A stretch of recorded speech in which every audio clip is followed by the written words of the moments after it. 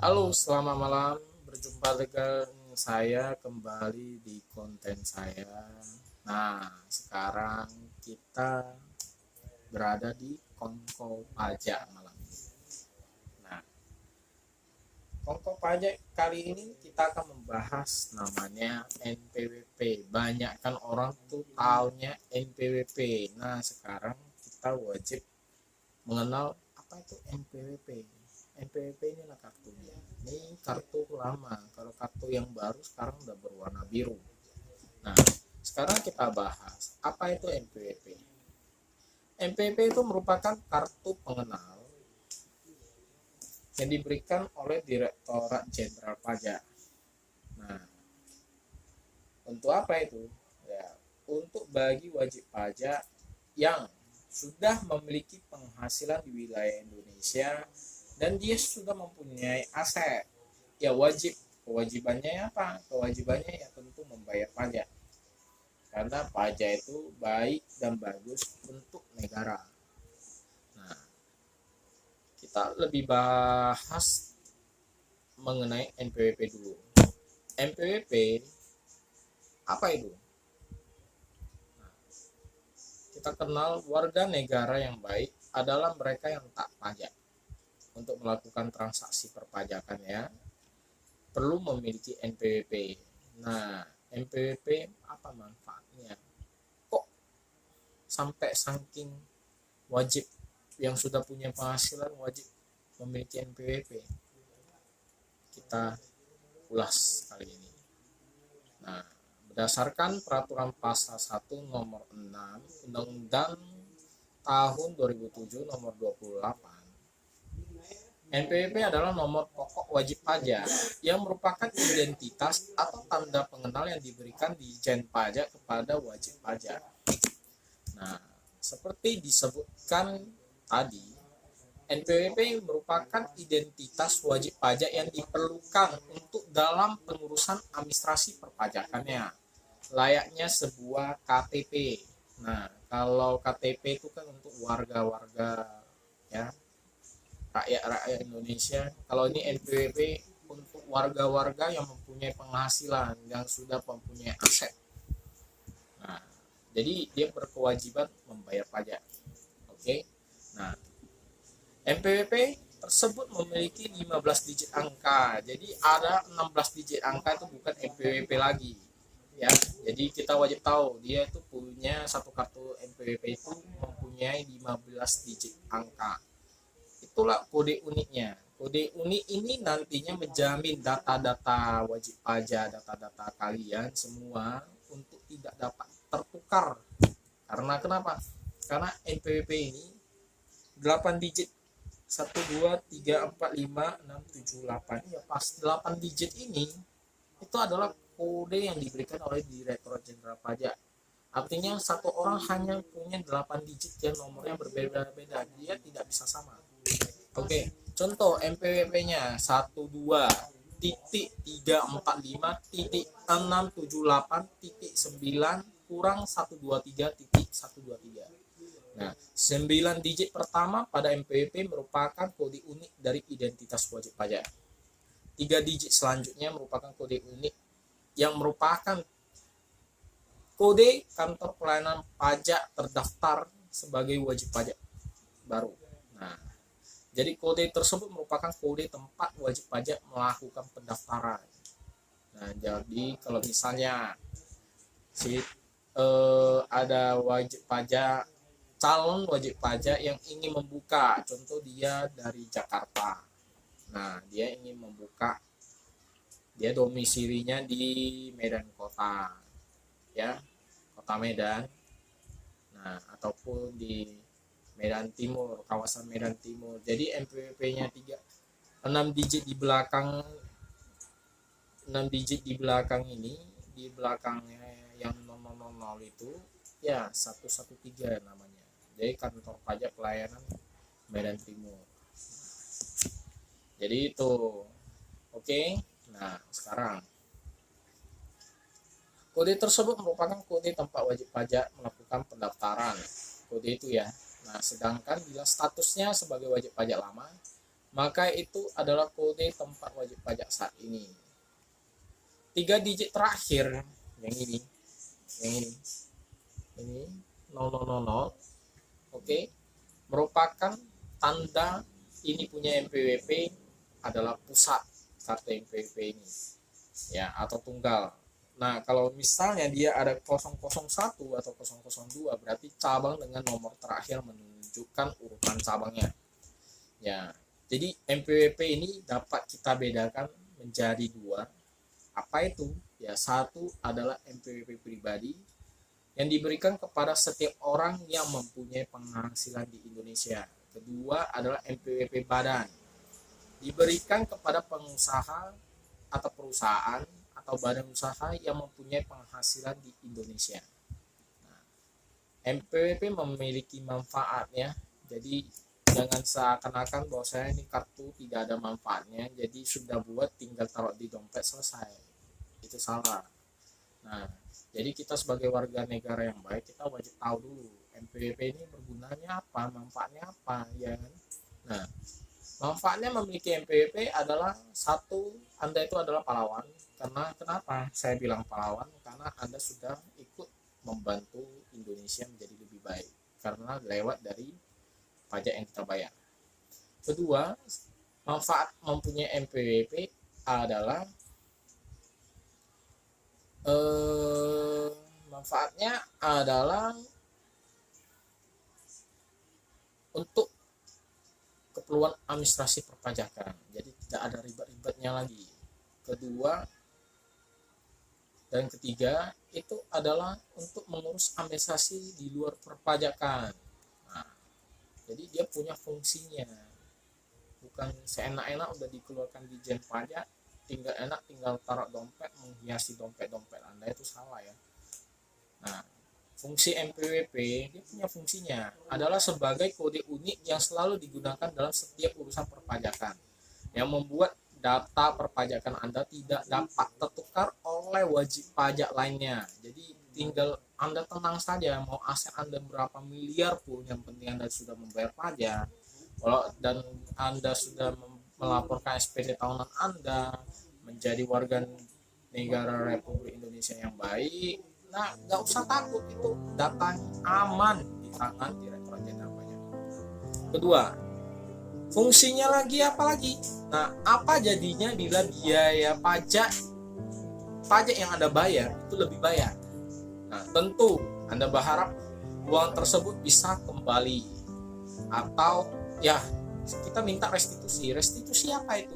Restitusi adalah meminta kembali lebih bayar pajak yang sudah kita bayar kepada pemerintah atau kepada Direktorat Jenderal Pajak. Ya, secara sederhana inilah yang disebut dengan restitusi pajak, yaitu ia wajib menunjukkan syarat utamanya adalah kartu NPWP yang sudah diserahkan oleh, ini adalah kartu pengenal ya, bukan kartu apapun, ini adalah kartu pengenal kayak KTP. Kalau KTP kan ya ada kartu pengenal penduduk. Kalau NPWP dia adalah kartu pengenal bahwasanya Anda itu memang sudah berhak, berkewajiban membayar pajak. Jadi perbedaan besar tarif pajak mereka yang memiliki NPWP ini salah satu yang paling diperhatikan. Ya, Anda punya penghasilan, oke, tapi Anda tidak punya NPWP, itu lebih kena di jenis pajak PPh pasal 21 yang mengenai pajak penghasilan, gaji atau karyawan. Ya, jika Anda tidak punya NPWP, maka tarif pajak yang dikenakan 20% lebih besar daripada wajib pajak yang memiliki NPWP. Ngeri nggak? Itu.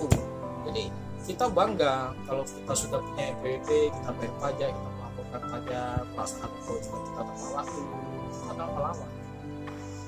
Fungsi NPWP di luar urusan perpajakan apa itu? Nah, ini kita jelaskan. Saya jelaskan. Bagi Anda yang berniat mengajukan kredit ke bank, nah, kreditnya apa itu? Pinjaman uang dari bank. Kedua, leasing, situ punya cicilan KPR. Nah, situ punya mobil, punya kereta, mau nyicil ini, gue pergi ke leasing lah. Contoh isinya apa? Adira Finance. Kalau KPR apa? KPR-nya misalnya, gua pakai syariah, bank syariah atau bank BCA, bank-bank terkait lainnya lah. Itu contoh ya. Nah, jadi syarat utamanya wajib menunjukkan MPWP. Nah, jadi MPWP menjadi dokumen penting yang menjadi syarat pembuatan kredit. Kalau Anda punya usaha, sudah seharusnya memiliki MPWP, sebab MPWP diperlukan untuk pengurusan surat izin usaha perdagangan. Nah, sekarang sudah beralih ke NIB, nomor izin usaha. Nah, ini perlu diperhatikan ya. Kalau misalnya situ punya SIO, TDP, ya itu sudah tidak berlaku lagi. Sekarang wajib di-upgrade menjadi NIB. Nah, sekarang NIB itu sudah link ke pajak. Ya otomatis itu kalau nggak ada si kawan pajak ini, tidak, dia punya MPWP, punya penghasilan, tapi tidak melaporkan SPT tahunannya, tentu kalau sudah pengajuan ke OSS itu bakal ditolak, bakal membal. Jadi dia bakal membal, ditolak, suruh lapor SPT tahunan. Jadi bagi kawan-kawan yang mempunyai usaha yang izinnya masih sudah mau di-upgrade ke nomor izin usaha NIB, itu wajib diperhatikan SPT tahunannya. Nah, direkturnya ya, itu SPT tahunan pada usahanya itu wajib dimasukkan dulu. Nah, jadi jangan salah kalau konsultasi ya konsultasi ke saya nomor 0811606213 dari Jaska Corporation ya. Nah, jadi tips membuat MPWP dengan mudah, kita tips dulu ya kan. Siapa bilang buat MPWP itu susah? Nanti jangan dikira buat ini MPWP berapa juta, kalau buat satu enggak, itu enggak pakai uang, itu gratis alias tidak dipungut biaya. Nah, zaman sekarang udah zaman paling canggih, dimana-mana kita punya gadget, punya handphone, punya internet ya. Kita kalau nggak sempat datang ke kantor pajak untuk buat MPWP-nya, kita buat online. Nah, jadi online itu bagaimana buat? Ya online, kita buat online, kita daftarkan online secara online, kita fotokan kartu MPWP, KTP kita dan kita tampilkan formulirnya. Habis itu MPWP kapan ambil? Dia akan dikirim. Nah, ini yang gampang. KTP MPWP ini bakal dikirim. Nah, ketika sudah selesai dibuat, ini akan dikirim oleh Direktorat Jenderal Pajak ke alamat yang terdaftar di NPWP. Alamat saudara yang terdaftar, yang pertama Anda online itu Anda daftarkan alamat Anda, itu alamat Anda, dia akan kirim sesuai dengan alamat Anda. Nah, jadi gampang sekarang. Kalau sudah ada waktunya, nah saudara mau pergi ke kantor pajak, silakan bawa KTP Anda untuk kopi. Nah, Anda ke TPT, tempat lain terdaftar Anda, domisili Anda di sana, Anda bilang sama petugas perpajakannya.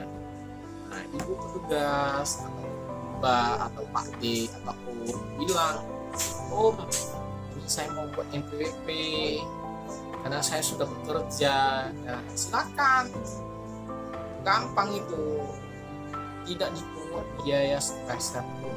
Nah, jadi kita bisa melakukan secara online, secara tatap muka, tapi tetap ikuti protokol kesehatan.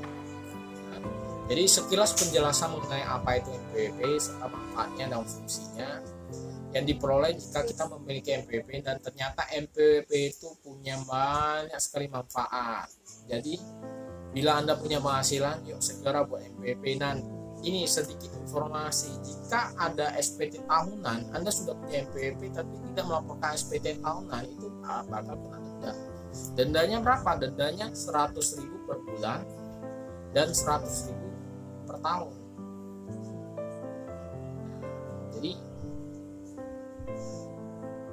ingat, kalau punya MPWP wajib lapor dan bayar pajaknya sesuai kewajibannya berlaku.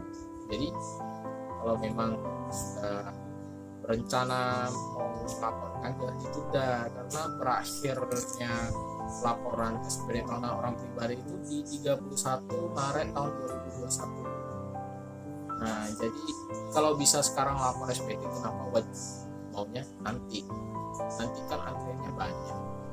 Kalau sudah banyak kan yang kerjakan kan susah, mau diutamakan yang mana duluan. Jadi kalau misalnya mau cepat ya silakan, kalau cepat ya silakan lapor SPT tahunan Anda. Nah, itu yang paling gampang. Jadi kalau mau melaporkan SPT tahunan Anda, mau konsultasi gratis, silakan hubungi 0811 606 6213 bersama saya Budiman dari Jaska Corporation. Terima kasih, salam kebajikan dan salam sukses untuk Swastiastu, Namo Buddhaya. Sampai jumpa. Jika Anda mendukung konten ini, silakan subscribe dan follow Instagram saya Jaska Corporation. Subscribe, like, dan share. Jadi ada yang kesalahan saya ketika saat menjalankan konten ini, boleh Anda kritik di komentar di bawah ini.